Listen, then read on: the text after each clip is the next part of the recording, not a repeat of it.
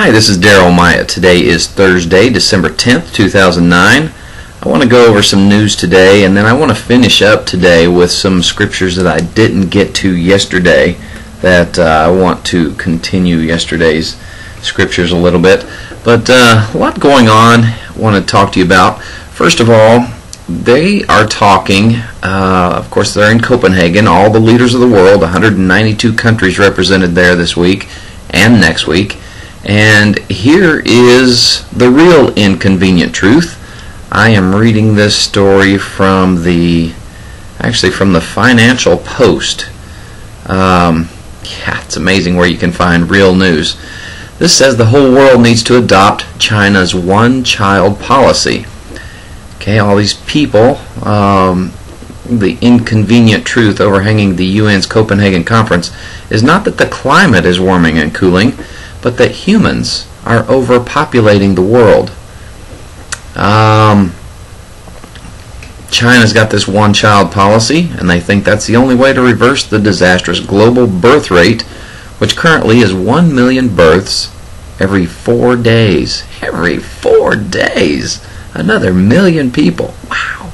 It says the world's other species, vegetation, resources, oceans, arable land, water supplies, and atmosphere are being destroyed and pushed out of existence as a result of humanity's soaring reproduction rate. Okay, ironically, China, despite its dirty coal plants, is the world's leader in terms of fashioning policy to combat environmental degradation, thanks to its one-child-only edict. Okay, here's their intelligence behind this. If only one child per female was born as of now, the world's population would drop from its current 6.5 billion to 5.5 billion by 2050, according to a study done for Scientific Academy Vienna Institute of Demography. By 2075, there would be 3.43 billion humans on the planet. This would have an immediate positive effect on the world's forests, species, oceans, atmospheric qualities, and living standards. Doing nothing, by contrast, will result in an unsustainable population of 9 billion by 2050. That's a lot of people. That's a whole lot of people. So, what are they going to do? Let's see. How about if we come up with a swine flu vaccine that makes everyone sick and kills them? Nah, just kidding. They'd never do something like that, would they? Would they? I don't know. So, they're sitting here admitting that there's too many people on the earth. That kind of troubles me. You get a bunch of world leaders together, the elitists of the planet, the ones who think they have more power than God. And what are they going to do to the rest of us?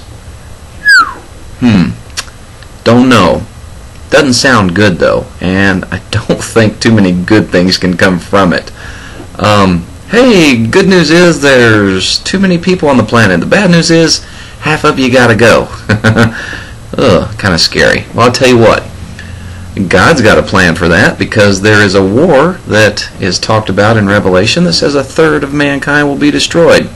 Who's going to get us first, God or these people that are trying to lead the world? I don't know. Just saying. Let's see what else is going on. Let's see. The U.S. has a war on two fronts, the UN and the Muslim Mafia. Wow, this is out of WorldNet Daily. Says there are two of the biggest threats to America. The unprecedented global power grab currently underway in Copenhagen under the pretext of global warming, and the ongoing infiltration and subversion of American government by dangerous Islamist radicals. These are the focus of major legal challenges by WorldNet Daily. Okay, the first battle, they're saying, is the Muslim Mafia. Sounds pretty scary in and of itself. The second one is the United Nations. I don't know if we should even be in the United Nations. It's just one of those things. I don't know. Anyway, let's see what else is going on in news today. Arut Sheva has a story saying the day of reckoning is fast approaching for Iran. And there's this guy that did this widespread, there's been a lot of protests in Iran this week, and There's a report by an Iranian who currently lives in the West, begins with a clear declaration. Let me make one thing completely clear. Most everyone hates, with a capital H, this murderous regime. Talking about Ahmadinejad, Khamenei, these other leaders of Iran. And 9 out of 10 people that they were able to talk to absolutely cannot stand these 3 leaders. And even some of the people that he could trust on the government payroll said, you know, we're tired of these people. So a lot of people in Iran aren't liking what the leaders of that country are doing. We need to pray for them. We need to pray for them that they'll be protected. You know, we're going to see a lot of weird stuff happening in the world quickly as Bible prophecies are being fulfilled almost on a daily basis these days. In other news, Turkey warns the IAF against using airspace, the Israeli Air Force. Turkey said that if Israel were to violate Turkish airspace in order to conduct reconnaissance operations on Iran, that Turkey's reaction would resemble an earthquake. Sounds pretty bad, although I've been in an earthquake and it's over in about 6 or 7 seconds and the weather's still nice. So really, how bad could it be? No, I don't know. Just kidding. Anyway, I thought Iran, I'm looking at a globe, they had permission from Saudi Arabia to fly south of Iraq through Saudi Arabia and then reach Iran. That's going to be the most likely route they take. A lot of things going on. Let me get into the Word. I want to start with Zechariah 12, verse 1 through 5. This is a prophecy. If you don't know the prophecies of the Old Testament, there's several books of prophecy, such as Isaiah, Ezekiel, Daniel, Zechariah, several other prophets as well. Let me read this one though, Zechariah 12:1. This is the word of the Lord concerning Israel. The Lord who stretches out the heavens, who lays the foundation of the earth, and who forms the spirit of man within him, declares, I am going to make Jerusalem a cup that sends all the surrounding peoples reeling.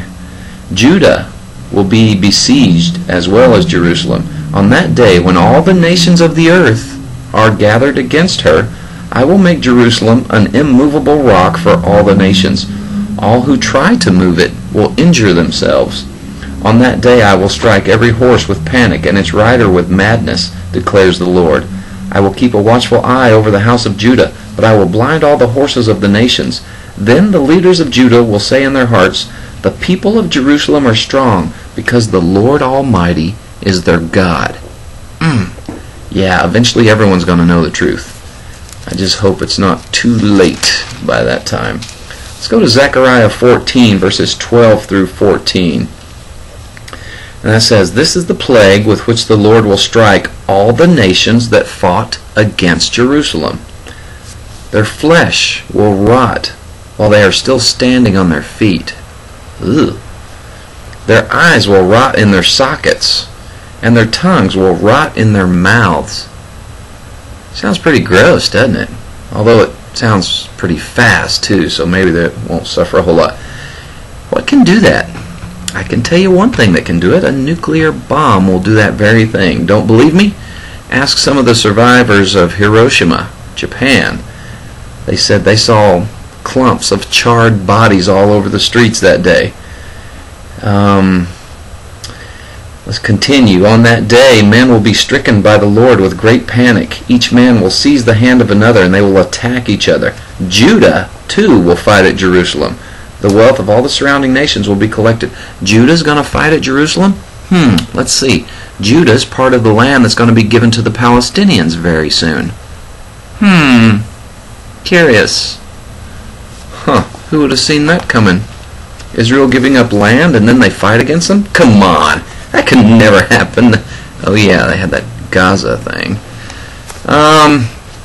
Okay, let me get to some of the verses from yesterday. I'm already running out of time. I'm not going to get to read them all again. 1 Corinthians 1, verse 6 through 8 says, Because our testimony about Christ was confirmed in you, therefore you do not lack any spiritual gift as you eagerly wait for our Lord Jesus Christ to be revealed. He will keep you strong to the end so that you will be blameless on the day of our Lord Jesus Christ. You'll be blameless. How about 2 Corinthians 9:15? Thanks be to God for his indescribable gift. What is that? Jesus Christ. Ephesians 2:8 says, for it is by grace you have been saved through faith, and this is not from yourselves. It is the gift of God. The gift of God. How about James 1:17 and 18? Every good and perfect gift is from above, coming down from the Father of the heavenly lights, who does not change like shifting shadows. How much time? Okay, I got a little bit. About 1 Peter 4:10, and that says, each one should use whatever gift he has received to serve others, faithfully administering God's grace in its various forms. Listen, God bless you all. Keep praying. Good Lord willing, I'll see you again tomorrow.